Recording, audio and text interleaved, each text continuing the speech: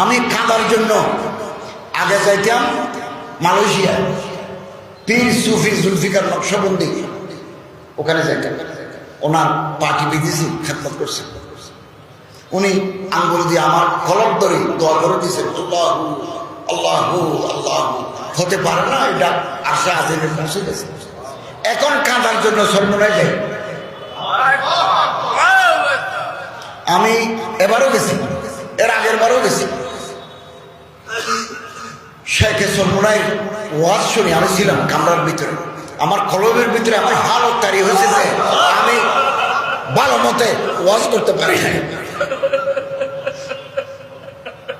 दिल से जो बात निकलती है असल में যে অন্তরে আল্লাহরে ডাকে, যে অন্তরের ভিতরে আল্লাহর মহব্বত আছে, সে অন্তর থেকে কথা বের হলে মানুষের কলিজা নরম করে দেবে।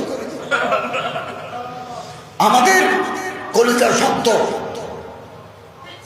আল্লাহ ওয়ালাদের সহবতের বরকতে আমাদের কলিজা নরম হয়ে যাবে।